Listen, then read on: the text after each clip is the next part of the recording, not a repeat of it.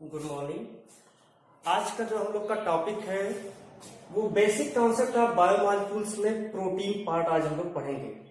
लेकिन जो प्रोटीन होता है, सबसे पहले तो जो प्रोटीन है, इस प्रोटीन की यूनिट क्या है, इकाई क्या है, इसको जानेंगे। तो जो प्रोटीन होता है इसकी यूनिट को कहते हैं अमीनो एसिड। जो अमीनो एसिड होता है, संसार में से 300 से भी अधिक प्रकार के अमीनो एसिड पाए जाते हैं, लेकिन जो है अगर हम इस प्रोटीन निर्माण की बात करें तो 20 प्रकार के अमीनो एसिड, हालांकि कुछ बुक में अब जो है लगभग 23 प्रकार के अमीनो एसिड भी जो है माने गए हैं।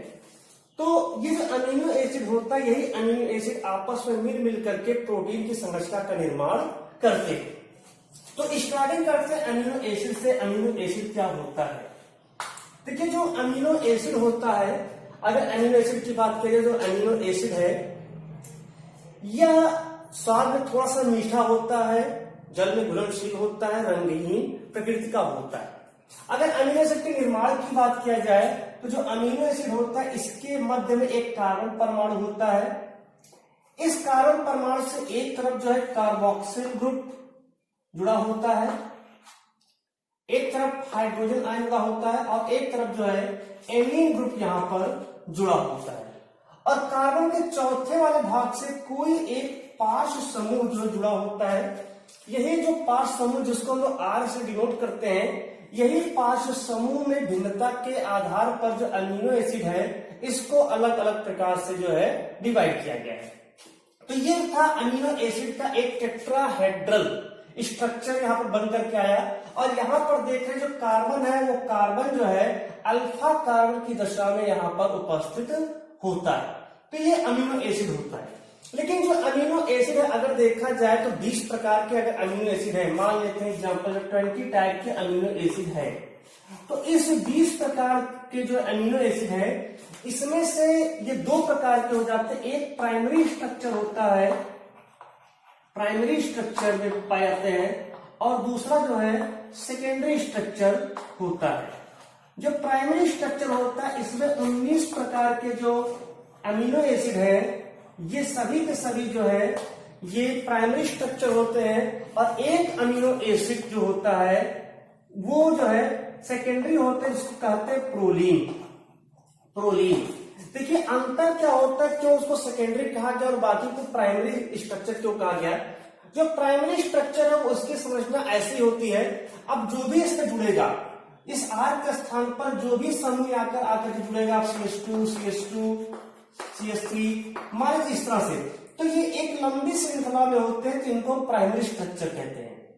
सेकेंडरी स्ट्रक्चर में क्या हो जाता है कि जैसे यही है, ये carbon, carboxyl group, hydrogen ion, amine group, तो ये करते क्या है, CH2, CH2, CH2, और फिर आकर के इसी एमीन ग्रुप में आकर के जुड़ जाता है।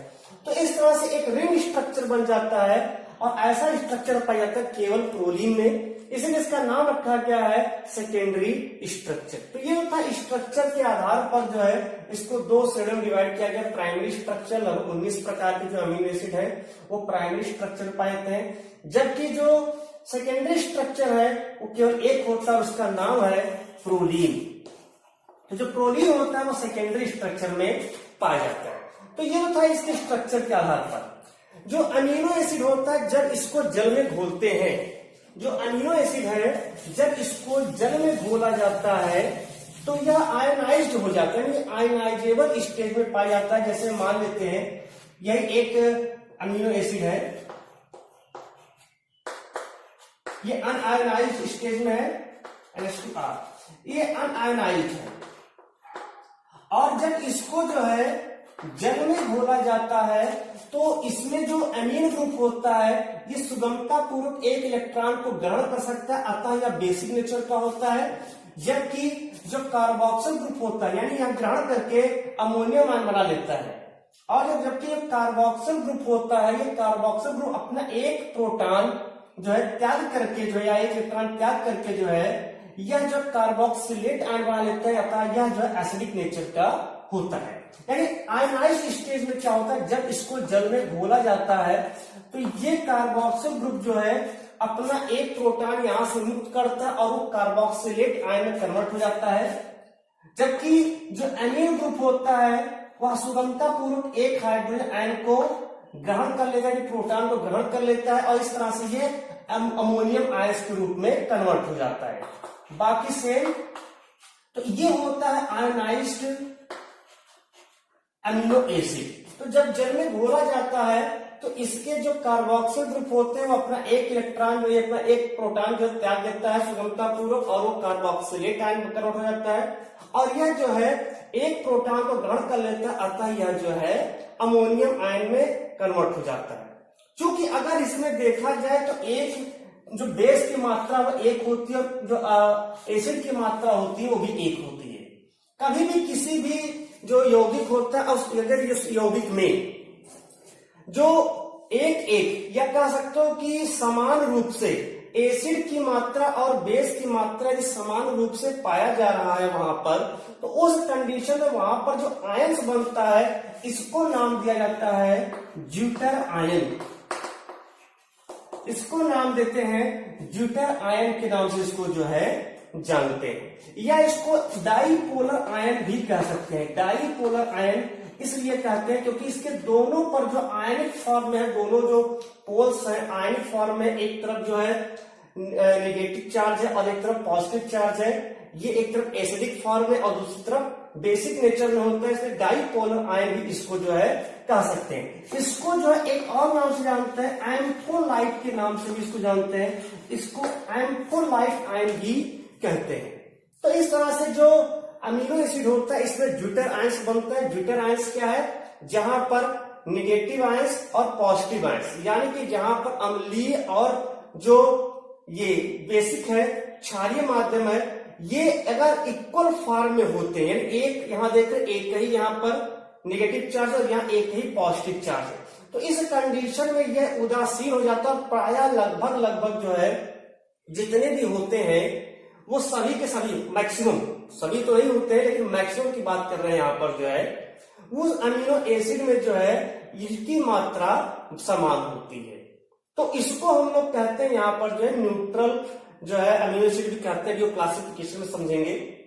तो इसको ज्यूटर आयंस, यानी जब जहां पर जो ऐसा आयंस, ऐसा जो स्ट्रक्चर बन रहा है जहां पर एक बेस और एक जो है एसिड की मात्रा प्रेजेंट हो, तो उसको हम लोग ऐसे जो आयंस होते हैं उसको ज्यूटर आयंस कहते हैं, या इसको हम हाइब्रिड आयंस भी कहते हैं, और हाइब्रिड आयंस को ज्यूटर आयंस या डाईपोलर आयंस या आयनफोलाइट के नाम से जानते हैं। तो ये जो कि इसके जो है स्ट्रक्चर के आधार पर इसको जो है थोड़ा सा वर्णन किया गया है।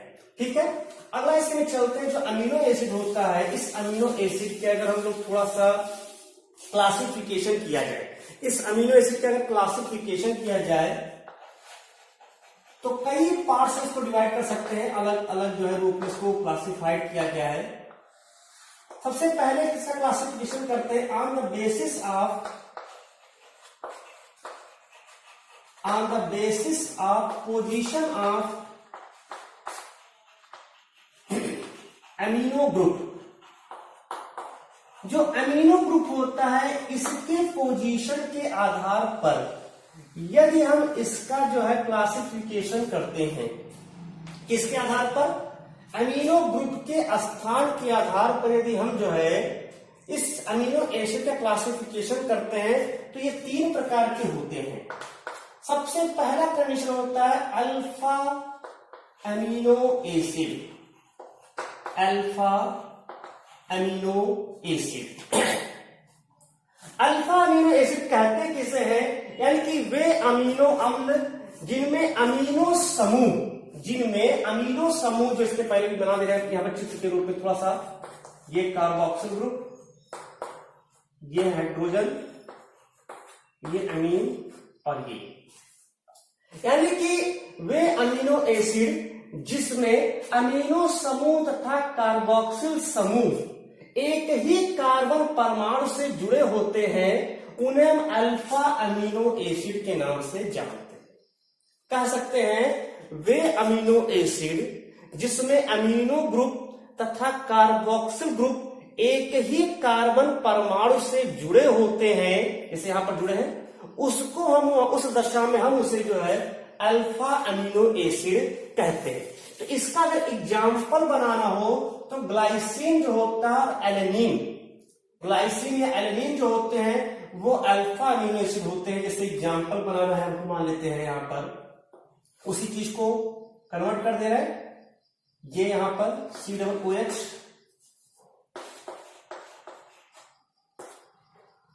H और यहां H। ग्लाइसिन में R के स्थान पर जो H लिखा है, यहाँ एक हाइड्रोजन यहां पर प्रेजेंट होता है और यहां पर एमिनो। तो इस कंडीशन में यहां पर हम देख रहे हैं, इसको अगर हम थोड़ा सा जो है IPSC के अकॉर्डिंग लिखना चाहे तो भी हम लिख सकते हैं। यहां पर इसको CH2 कर देंगे, ठीक है। इस तरह से भी कर सकते हैं, NH2 CH2 और COOH यहां पर होता है। तो यहां पर जो बन करके आ रहा है देखें अल्फा एमिनो, एंड इसका नाम क्या रखेंगे अल्फा, क्योंकि इस कार्बोक्सिल ग्रुप से दूरी, इस कार्बोक्सिल ग्रुप के ठीक निकट वाले कार्बन से अमीनो ग्रुप जुड़ा हुआ है, तो इसको नाम देंगे अल्फा एमिनो, अल्फा एमिनो। अब चूंकि दो कार्बन है तो एथेन, अल्फा अमीनो एथेन। अब चूंकि यहां पर कार्बोक्सिल ग्रुप है तो ओइक लगेगा, एथेनोइक एसिड। तो इस तरह से इसका नाम हो गया अल्फा अमीनो एथेनोइक एसिड। अब मान लेते हैं जैसे अगर इसके एलेनिन में अगर हम बात करें, एलेनिन में किस तरह से होता है, तो एलेनिन का भी स्ट्रक्चर मान लिया जाता है, ये CH2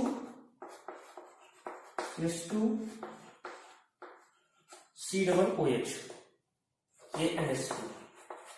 तो इस तरह से यहां पर जो संरचना बन करके आती है, यहां CH3, इस तरह से यहां पर जो संरचना बन करके आ रही देख रहे हैं, यहां पर कार्बन की संख्या 3 है, लेकिन इस कार्बोक्सिल ग्रुप के निकट में ही, यहां पर जो है निकट में ही जो है, ये निकट में ही यहां पर जो है एक अमीनो ग्रुप इस कार्बन से जुड़ा है, जिसका नाम जो रखेंगे अल्फा, ये अल्फा हो गया, अमीनो, ये एमिनो ग्रुप हो गया अल्फा एमिनो। चूंकि कार्बन की संख्या कितनी है, 3 है, अल्फा एमिनो प्रोपेनोइक, क्योंकि कार्बोक्सिल ग्रुप है, प्रोपेनोइक एसिड। तो इसको कहते हैं अल्फा अमीनो एसिड। मतलब कि कह सकते हैं कि जब जहां पर वे अमीनो एसिड जिसमें एमिनो ग्रुप तथा कार्बोक्सिल ग्रुप जो है एक ही कार्बन परमाणु से जुड़े होते हैं, तो उससे जैसे यहां से देखेंगे इसी कार्बन परमाणु से ये भी जुड़ा हुआ है, इसी कार्बन परमाणु से एमीन ग्रुप भी जुड़ा हुआ है, मतलब कि यहां पर क्या हो रहा है, यहां पर जो है दोनों जो है इस एक ही कार्बन परमाणु से जुड़े, इसलिए यहां पर जो है अल्फा एमीन आएगा। तो पहली कंडीशन जो पहला होता है अल्फा अमीनो एसिड। दूसरा इससे होता है, ये साइड बना दे रहे हैं, बीटा अमीनो एसिड। अब बीटा अमीनो एसिड की अगर हम लोग बात कर ले कि वे अमीनो एसिड जिसमें अमीनो ग्रुप कार्बोक्सिल ग्रुप की बीटा स्थिति में, यानी बीटा स्थिति में स्थित हो, यानी वे अमीनो एसिड जिसमें अमीनो ग्रुप कार्बोक्सिल ग्रुप की बीटा पोजीशन पर स्थित होती है, उसको बीटा अमीनो एसिड कहते हैं। अब एग्जांपल इसका बना लेते हैं, चित्र बना लेते हैं पर जो है, जैसे एक NH2 यहां पर बना दिए, CH2 COOH। अब यहां पर इस कार्बोक्सिल ग्रुप को देखेंगे, इस कार्बोक्सिल ग्रुप का ये अल्फा हो गया और ये बीटा।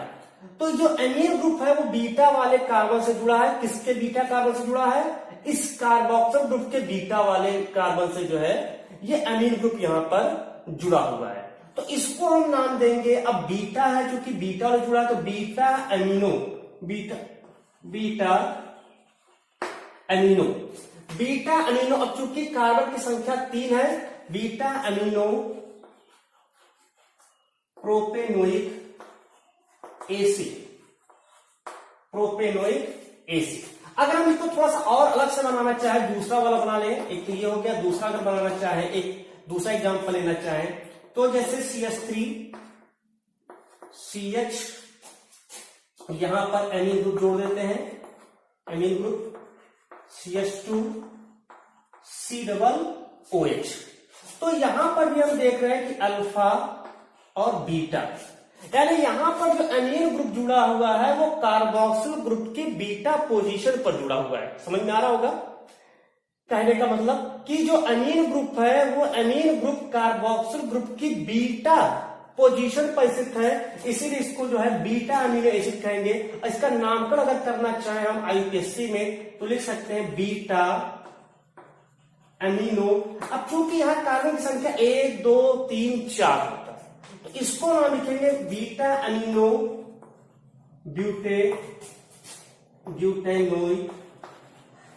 Butanoic acid. तो इस तरह से इसका नॉमिनेशन हो जाता है। अब तीसरा जिसमें आता है, ये पहला हो गया, ये दूसरा था, ये पहला था, ये दूसरा बीटा। तीसरा कैसे देखें, छोटा सा बना के देख लेते इसी में, गामा अमीनो एसिड। अब गामा अमीनो एसिड की बात करें तो वही चीज सब कुछ सेम है कि वे अमीनो एसिड जिसमें अमीन ग्रुप कार्बोक्सिल ग्रुप के गामा पोजीशन पर स्थित होती है उसको हम गामा अमीनो एसिड कहते हैं। इसका भी एग्जांपल अगर हमें बनाना हो तो बना सकते हैं। यहां पर जो है NH2 CH2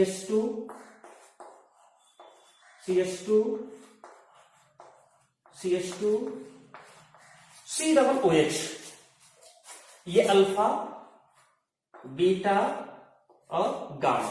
अब यहां देख रहे हैं कि जो अमीनो ग्रुप है वो अमीनो ग्रुप इस कार्बोक्सिल ग्रुप के गामा पोजीशन पर स्थित है, इस गामा पोजीशन से जुड़ा हुआ है।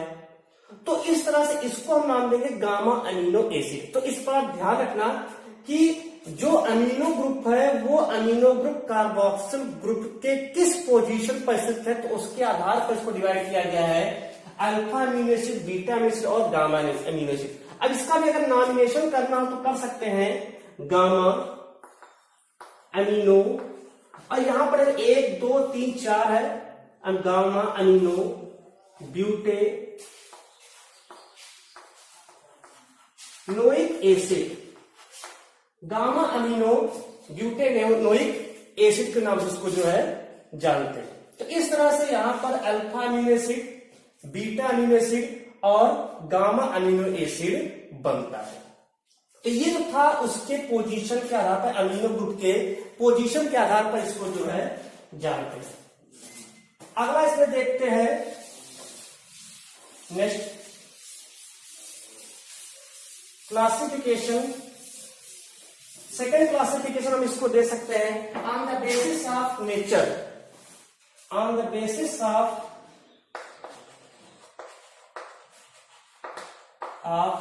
नेचर, मतलब कि प्रकृति के आधार पर इसका यदि क्लासिफिकेशन किया जाए प्राकृतिक रूप से, तो अगर नेचर के अकॉर्डिंग इसका जो है यहां पर हम क्लासिफाइड करते हैं तो भी ये 3 प्रकार का होता है। पहला होता है neutral amino acid, neutral amino acid. जो न्यूट्रल अमीनो एसिड होता है इसमें जो है यानी कह सकते हैं कि जहां पर R समूह में, जैसे ये R समूह भी हम दिखा देते हैं कि जैसे कार्बन है COOH, यहां carboxyl group, hydrogen amine group. अब इस R समूह में, जो R समूह यहां पर प्रेजेंट है, यदि इस R समूह में कोई भी आयनिक ग्रुप प्रेजेंट ना तो वो नेगेटिव चार्ज हो और ना ही वो पॉजिटिव चार्ज हो, तो इस कंडीशन में यहां पर जो भी अमीनो एसिड बनेगा उसको हम कहेंगे न्यूट्रल अमीनो एसिड। समझ में आ रहा कि यहां पर क्या है कि एक पॉजिटिव और एक नेगेटिव वाला रहता ही है, लेकिन अगर इस कंडीशन में यहां पर अगर हम देखें तो इस R समूह में कोई भी यहां पर जो है आयनिक समूह अगर प्रेजेंट ना हो तो इस कंडीशन में यहां पर जो है जो बनता है वो जो है न्यूट्रल अमीनो एसिड कहलाता है। अगर इसका एग्जांपल हम देखें तो इसको लिख सकते हैं जैसे यहां CH3, ठीक है। अब CH3 यहां पर लिख दिया गया तो यहां पर देख रहे इस पर कोई भी जो है निगेटिव या पॉजिटिव चार्ज नहीं होता है, तो ये यहां पर न्यूट्रल अमीनो एसिड बनता है। इसके आगे लिख सकते हैं CH2, CH2, CH3। तो इस कंडीशन में भी यहां देख रहे हैं कोई भी जो आयनिक समूह प्रेजेंट नहीं है, अतः यह न्यूट्रल अमीनो एसिड होगा। ठीक, एक दूसरा इसमें होता है जिसको कहते हैं basic amino acid. Basic amino acid, जो बेसिक अमीनो एसिड होता है इसका मतलब है कि इसके R समूह पर, जो इसका R समूह होता है CH2, यहां कार्बोक्सिल ग्रुप, एमीन ग्रुप, इसके R समूह में, R समूह के अंत में यहां पर आकर के कोई एक एमीन ग्रुप आकर के जुड़ना चाहिए। कोई यहां पर आकर के जो है एक एमीन ग्रुप अगर जुड़ता है कोई भी, अब CH2 चल रहा है मान लेते हैं, या यहां पर आकर के NH2, मतलब कोई यहां पर आकर के एमीन ग्रुप पर यदि समाप्त हो रहा है R समूह किसी एमीन ग्रुप पर समाप्त हो रहा है, तो उस पोजीशन में उसको बेसिक अमीनो एसिड कहते हैं। और तीसरा होता है acidic amino acid. Acidic amino acid में भी क्या करते हैं कि यदि R समूह में जो है, यदि R समूह किसी कार्बोक्सिलेट आयन या कार्बोक्सिल ग्रुप पर समाप्त हो रहा हो, तो उसको जो है हम वहां पर कहेंगे एसिडिक अमीनो एसिड। तो तीन प्रकार के अमीनो एसिड नेचर क्या कार्य, न्यूट्रल अमीनो एसिड, यानी जिसके R समूह में कोई भी जो है पॉजिटिव या नेगेटिव आयंस प्रेजेंट नहीं होते, कोई भी आयनिक ग्रुप प्रेजेंट नहीं होता, उसको हम कहते हैं neutral amino acid. Basic amino acid किसे कहते हैं, जिसके R समूह जो है किसी एक पॉजिटिव चार्ज वाला या एक जो है एमीन ग्रुप पर समाप्त हो रहा हो, तो या अमोनियम आयन पर समाप्त हो रहा हो, उसको बेसिक अमीनो एसिड कहेंगे। और एसिडिक अमीनो एसिड कहते हैं जिसका R समूह जो है कार्बोक्सिलेट आयन या फिर जो कार्बोक्सिल ग्रुप पे समाप्त हो रहा हो, तो उसको हम एसिडिक अमीनो एसिड के नाम से जानते हैं। तो ये दूसरा था इसका जो है classification on the basis of nature. अब तीसरा से क्लासिफिकेशन भी देख लेते हैं on the basis of function. तो इसके फंक्शन के आधार पर अगर इसको देखें, on the basis of function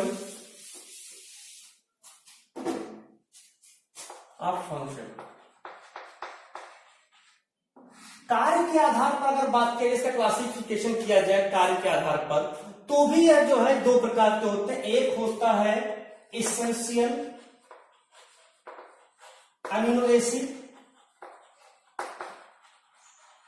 और दूसरा होता है नॉन इसेंशियल, ये पहला। दूसरा होता है नॉन इसेंशियल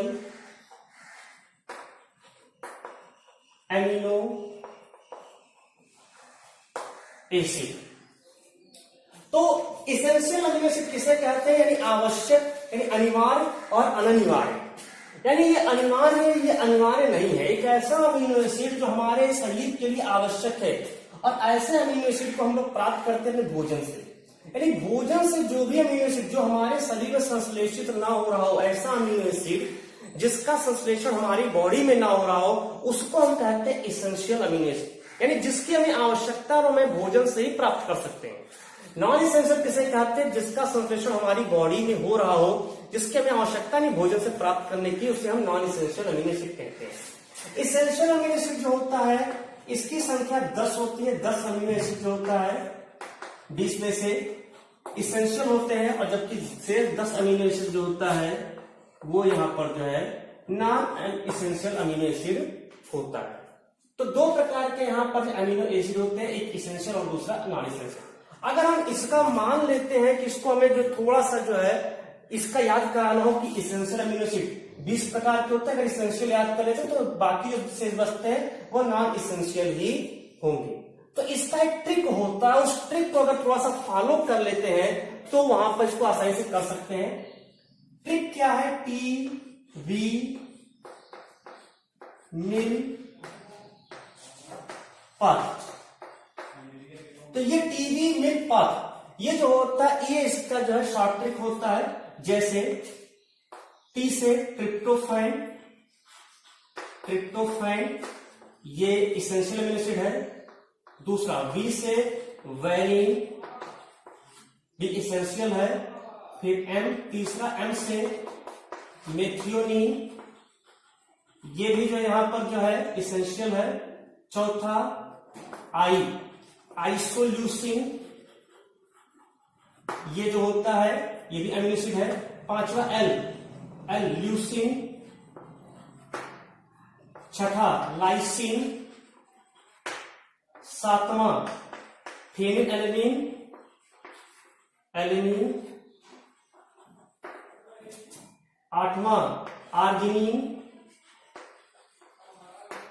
नौवां थ्रियोनिन और 10वां होता है हिस्टीडीन, हिस्टीडीन। तो ये अगर 10 याद हो तो बाकी जो 6 बचते हैं वो 10 जो होते हैं वो नॉन इसेंशियल होते हैं। लेकिन ये ध्यान रखना जो हिस्टीडीन होता है, ये हिस्टीडीन हमारी बॉडी में जब थोड़ा सा जुवेनाइल स्टेज में आते हैं तो ये बॉडी में भी बनने लगते हैं, ये भी नॉन इसेंशियल हो जाता है। तो यूजुअली एसेंशियल अमीनो एसिड जो होता है, ये एसेंशियल अमीनो एसिड 10 प्रकार के होते हैं, बाकी जो शेष होते हैं वो नॉन एसेंशियल अमीनो एसिड होते हैं। तो इस तरह से ये इसके क्लासिफिकेशन था। ठीक, तो अगले टॉपिक में हम लोग जो है प्रोटीन पढ़ेंगे कि प्रोटीन में किस प्रकार से बॉन्ड बनते हैं, पेप्टाइड बॉन्ड पढ़ा जाएगा और प्रोटीन की स्ट्रक्चर को जो आगे पढ़ते हैं। धन्यवाद।